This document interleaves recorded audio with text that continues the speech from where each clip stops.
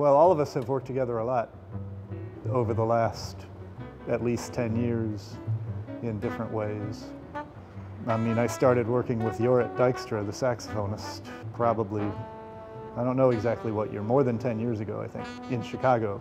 Jorrit has organized a number of different projects that I've been part of, and we've played quite a bit, actually more in Europe than in the US. We did quite a lot of work. Jorrit and Pαντελής, the piano player, they both live in Boston, and so they collaborate on a lot of different things. And then I've worked with Pαντελής in Chicago in a number of different projects in the past also. And then Jason and I, the bass player, we've worked together on many, many different things. He plays in my bands, and I've played in his bands, and we both play in other people's bands, so we play together a lot. Yeah. So it's a many-faceted interrelationship between all of us.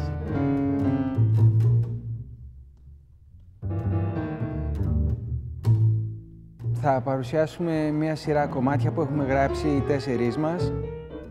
Και το όνομά μας το λέει ότι είμαστε ένα τμήμα από ένα μεγαλύτερο συγκρότημα, το οποίο είναι αφιερωμένο στη μουσική του Steve Lacy. Έχουμε κάνει αρκετές περιοδίες με αυτό το group και αρκετές ηχογραφήσεις και έχουμε αναπτύξει μια κοινή γλώσσα και ύφος μεταξύ μας και αισθανθήκαμε ότι θα ήταν ενδιαφέρον να το εξερευνήσουμε αυτό λίγο παραπάνω και να κάνουμε μερικές συναυλίες εξετάζοντας αυτή τη δυναμική ανάμεσα στο σαξόφωνο, τρομπόνι, μπάσο και πιάνο.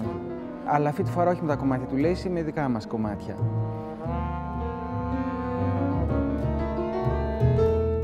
To describe that to somebody who has not heard the music, so I would kind of say jazz, but in a little more adventurous contemporary jazz, and also unexpected forms.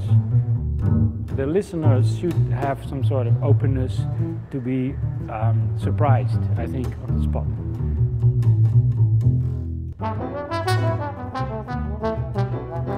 Μας ενδιαφέρει η μουσική η οποία βγαίνει μέσα από την ιστορία της jazz, έχει στοιχεία της jazz, αλλά όχι μόνο της jazz με τη στενή έννοια, δηλαδή της jazz όπως την έπαιζε ο Miles Davis ή αυτό που κυριαρχούσε στη δεκαετία του 50. Είχα ένα δάσκαλο που το ονόμαζε Snake Time αυτό, που ήταν ακανόνιστο όπως η κίνηση του φιδιού λίγο. Μερικές φορές το φαντάζομαι ότι μπορεί να είναι σαν ένα αυτοκίνητο σε ένα χωματόδρομο ή drums που πέφτουν μια σκάλα.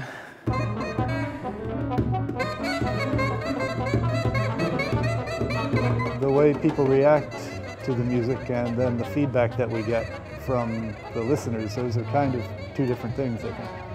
And as far as the reaction goes, if it's working well, there's a sense that the audience is very engaged with paying attention to what we're doing, and especially paying attention to the interaction between the musicians as we create the music in the moment through improvisation.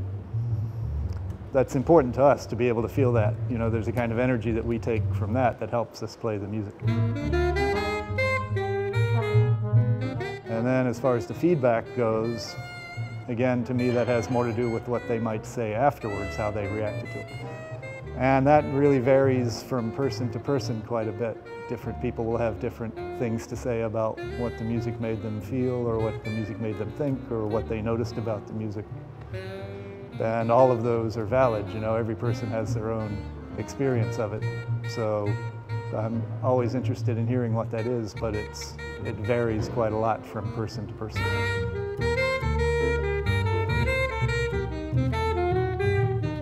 Να προσθέσω ότι σε αυτό το group χρησιμοποιεί ο Jorrit το Lyricon, το οποίο περνάει μέσα από ηλεκτρονικά, τα οποία δυστυχώς δεν είμαι σε θέση να σας πω ακριβώς τι είναι και έτσι έχουμε ακόμα περισσότερες δυνατότητες ηχητικά.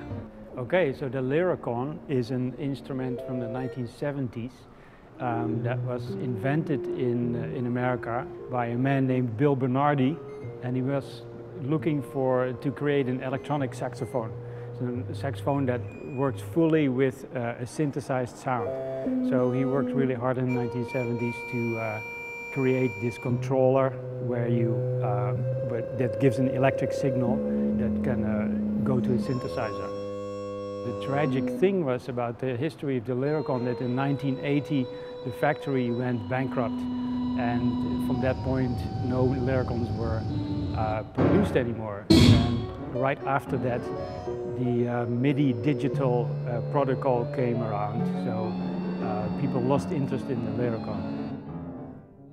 about 10-15 years ago, I found a Lyricon in the junk shop somewhere in Boston, and I decided to call up the inventor of the instrument, who lived not far from me. He helped me out modifying the Lyricon and improving the Lyricon with a modern style synthesizer. So that's what I'm playing, and I like to play pretty experimental sounds with the Lyricon, which have not really been done before. Most people who play the Lyricon are more jazz rock or fusion oriented, and some jazz musicians have tried the Lyricon, such as Sonny Rollins or Roland Kirk, and kind of failed at it because they didn't really commit to the instrument. So I'm trying to resurrect the instrument a little bit and adapt it to modern synthesizer technology.